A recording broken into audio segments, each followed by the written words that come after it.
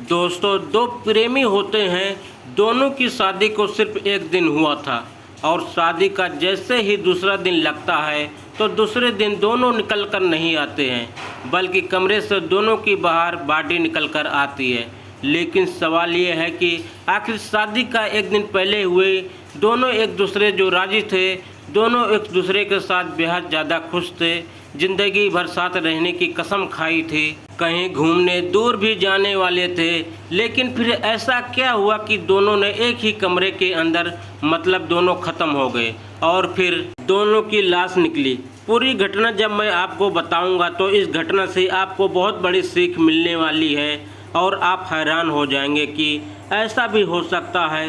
दोस्तों, चलते हैं शुरुआत से इस घटने के बारे में जानते हैं। दोस्तों, वीडियो में आगे बढ़ने से पहले आपसे रिक्वेस्ट है, अगर आप मेरे चैनल पर नए हैं वीडियो को लाइक करिएगा, शेयर करिएगा और चैनल को सब्सक्राइब जरूर कर दीजिएगा ताकि हमारा हौसला बढ़ता रहे। और दोस्तों, मैं कोशिश करता रहूँगा कि आप लोगों के बीच में अच्छी अच्छी घटनाएँ, नई नई जानकारी ला सकूँ, और यह तभी संभव होगा जब आप लोग मेरा साथ देंगे, मुझे सपोर्ट करेंगे। तो दोस्तों, आज की जो सच्ची घटना है, यह घटना है बिहार का समस्तीपुर ज़िले की है और वहीं का एक पटोरी गांव है। और उसी गांव की रहने वाली प्रिया गुप्ता, जो सुबोध गुप्ता की बेटी थी, वह हर रोज़ घर से निकला करती थी शाम के 4 बजे के टाइम पर और 6 बजे के टाइम पर वापस आ जाया करती थी, क्योंकि प्रिया जो थी वो कंप्यूटर क्लास के लिए जाया करती थी और 14 जून को वो अपने घर से निकलती है कंप्यूटर क्लास के लिए, लेकिन उसके बाद वो लौटकर वापस नहीं आती है।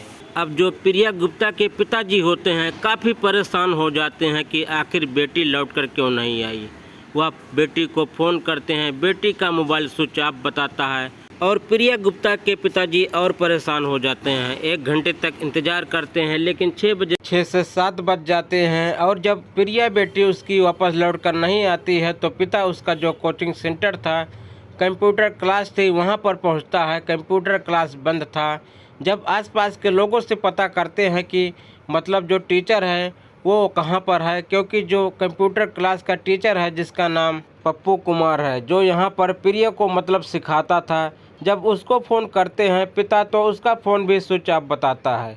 जब पिता कंप्यूटर क्लास के सामने जो फॉर्चून की दुकान थी उससे पूछते हैं कि ये कंप्यूटर क्लास कितने टाइम बंद हुआ और क्या तुमने हमारी प्रिया बेटी को आज आते हुए देखा था, क्योंकि वो रोज़ाना आती थी, तुमसे थोड़ी बहुत चीज़ लेती है, तुम भी उसको जानते हो, तो आज देखा था या नहीं। जब प्रिया का पिता यह सब पूछते हैं तो बताता है कि आज जो कंप्यूटर क्लास बंद था, आज तो यह खुला ही नहीं है। और जब पिता यह सुनते हैं तो पिता हैरान हो जाते हैं कि जब कंप्यूटर क्लास बंद है तो मेरी बेटी कहाँ पर है। फौरन पिता दौड़ते हुए थाने में पहुँचते हैं। थाने में पहुंचकर बताते हैं कि जहां मेरी बेटी कंप्यूटर क्लास में जाती थी उसका फ़ोन बंद है, आज कंप्यूटर क्लास भी बंद था और मेरी बेटी घर से निकली है, उसका भी फ़ोन स्विच ऑफ है और मेरी बेटी का कुछ पता नहीं है। जब यह बात पुलिस को बताई जाती है तो पुलिस सबसे पहले जो प्रिया गुप्ता है उसकी कॉल डिटेल्स निकालती है कि वो कहाँ से गायब हुई है, उसका फ़ोन स्विच ऑफ क्यों है, कहाँ पर हुआ और लास्ट बार किसको कॉल किया था। जब प्रिया का नंबर की डिटेल्स निकाला जाता है तो पता चलता है कि लास्ट कॉल उसने पप्पू कुमार को की थी, जो कंप्यूटर उसको सिखाता है। कंप्यूटर का उसका टीचर उसको लास्ट कॉल की थी और दोनों की लोकेशन सेम एक दूसरे के पास थी और एक साथ ही दोनों का मोबाइल स्विच ऑफ है। पुलिस कंफर्म हो जाती है कि जो प्रिया है वह अपने टीचर के साथ फरार हो गई है। अब पप्पू को ढूंढना पुलिस स्टार्ट करती है।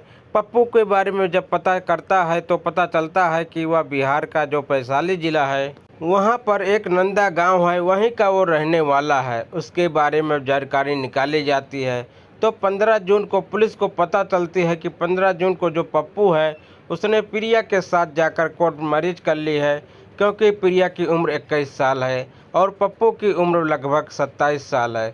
उसने प्रिया से कोर्ट मैरिज कर ली है और जो थाने में भी उसने सूचना दी है और एक वीडियो भी जारी किया है, जिस वीडियो में प्रिया बोल रही है कि मैंने पप्पू से शादी कर ली है, परिवार के लोग परेशान न करें, हम लोग एक दूसरे के साथ बहुत ज़्यादा खुश हैं। ये वीडियो आने के बाद जब यह बात पिता को पता चलता है तो पिता पूरे तरीके से टूट जाता है और मतलब सबको पता चलता है कि टीचर के साथ स्टूडेंट प्रिया ने शादी कर ली है। अब सबको पता होता है कि दोनों एक दूसरे के साथ काफ़ी खुश रहेंगे। वही जो पप्पू शादी के बाद सीधा लालगंज पहुंचता है अपनी पत्नी को लेकर। वह भी अपनी बहन के यहाँ पर, जहाँ उसकी बहन रहती थी। वहाँ जाने के बाद वह अपनी बहन अपने जीजा जी से बोलता है कि यहीं पर रहूँगा, यहीं पर काम काज करूँगा, अपनी पत्नी के साथ रहूँगा, मुझे एक कमरा किराए पर दिला दो। फ़ौरन उसके जीजा जी एक कमरे की तलाश करते हैं और एक कमरा दिलवा देते हैं। 15 जून शाम को दोनों को कमरे में छोड़कर वो जाते हैं। कमरे में छोड़कर आने के बाद फिर 16 जून की सुबह होती है, क्योंकि उन दोनों के पास खाने पीने को कुछ नहीं था। जब पहुंचते हैं जीजा जी कमरे को बजाते हैं, कमरे से कोई नहीं आता है। वह हैरान हो जाते हैं कि मतलब अंदर पप्पू और प्रिया है और कोई दोनों में से अंदर बाहर नहीं आ रहा है। जब काफ़ी देर तक अंदर से कोई नहीं आता है तो वह अंदर झाँक कर देखते हैं और जब देखते हैं तो प्रिया थी, वो ज़मीन पर पड़ी हुई थी और जो पप्पू था वो वहीं पर झूल रहा था। यह देखते ही वह फ़ौरन चीखते हैं, पुकारते हैं। गांव के लोग आते हैं, गेट को तोड़ा जाता है, दोनों को अंदर से बाहर निकाला जाता है और हाजीपुर अस्पताल लेकर पहुंचते हैं। वहां पर लेकर पहुंचते हैं, दोनों को डॉक्टर चेक करते हैं और बताते हैं दोनों ख़त्म हो चुके हैं। जो प्रिया थी इसने मतलब कोई चीज़ खाई है जिसकी वजह से इसका ऐसा हाल हुआ है, जैसे जहर हो, दवा हो, कुछ भी हो। और भी दूसरी तरफ से जो पप्पू है उसका तो मतलब खेल ख़त्म हो गया। वही फ़ौरन जो गंगा ब्रिज थाना प्रभारी है अभिषेक, वो वहाँ पर पहुँचते हैं और जो जीजा जी और बहन है दोनों को हिरासत में ले लेते हैं और दोनों की बॉडी को पोस्टमार्टम के लिए भेज देते हैं। आखिर ऐसा क्या हुआ था? शादी के दूसरे दिन था और दूसरे दिन की ही मतलब रात को यह कदम उठा लिया। अब जब जानकारी ली जाती है, पुलिस पूरी छानबीन करती है तो पुलिस को पता चलता है कि ये दोनों यहाँ से भागे जरूर थे, शादी भी हो चुकी थी, लेकिन शादी के बाद इनके पास कोई ऐसी व्यवस्था नहीं थी, मतलब या कहीं जा सके, काम काज कर सके। दूसरी बात यह है कि जो पप्पू था इसके परिवार ने इसका साथ छोड़ दिया था। माता पिता ने इसको साथ रखने से मना कर दिया था। प्रिया को मतलब अपनाने से इनकार कर दिया था, क्योंकि प्रिया की कास्ट दूसरी थी। इस वजह से पप्पू परेशान था और यही वजह थी कि वो अपनी बहन के यहाँ पर पहुँचा था और बहन के यहाँ पर पहुँचने के बाद उसको बताया था, जीजा जी ने यह बोला था कि हम तुम्हें यहाँ पर नहीं रख पाएंगे, क्योंकि जो प्रिया का परिवार है वह यहाँ पर कल आएगा और हमें नुकसान पहुँचाएगा और तुम्हें भी नुकसान पहुँचाएगा और प्रिया का परिवार तुम्हें छोड़ेगा नहीं।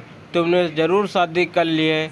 तो इन टेंशनों में दोनों पड़े हुए थे। इनको ऐसा लग रहा था कि पूरी दुनिया ने दोनों का साथ छोड़ दिया है और इस टेंशन में आकर, इसी परेशानी में आकर के शायद उन लोगों ने एक दूसरे से शादी करके गलत कदम उठा लिया और इसी परेशानी की वजह से सबसे पहले प्रिया ने जो दवा थी वो खा ली। मतलब टेंशन में उसका परिवार ने उसका साथ छोड़ दिया था और वहीं पर वह गिर गई।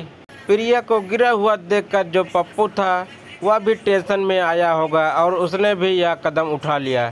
तो दोस्तों यही पूरी घटना है। अब आप क्या बोलना चाहेंगे कि लव मैरिज करना सही है या गलत? और इन दोनों ने मतलब या गलत किया, या लोग चाहते तो कहीं भी जा सकते थे। पप्पू के अंदर काबिलियत था तो एक अच्छी सी कोचिंग चलाता है और प्रिया को लेकर रहता। ज़रूरी थोड़ी ना है, थोड़ा टाइम के बाद जो रिश्तेदार होते हैं, परिवार के लोग होते हैं, वो बुला लेते हैं और मान भी जाते हैं। तो इसलिए अगर आप भी लव मैरिज करते हैं तो घबराइए नहीं, परेशान होने की ज़रूरत नहीं है। इसका यह मतलब नहीं है कि दुनिया छोड़ रही है, सारे लोग आपको भगा रहे हैं। बस कुछ वक्त की बात होती है, 1 महीने की बात होती है। 1 महीना से 15 दिन आप अलग रहेंगे, थोड़े परेशान रहेंगे, फिर उसके बाद सारे लोग आपके पास फ़ोन करना शुरू करेंगे, सारे परिवार आपको बुलाना शुरू करेंगे और सब अपना लेते हैं।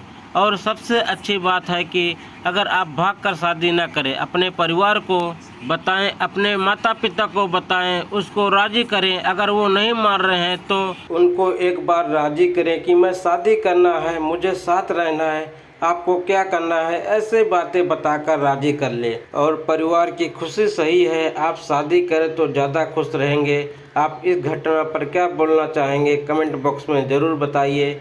मिलते हैं किसी और वीडियो में, तब तक के लिए जय हिंद, वंदे मातरम।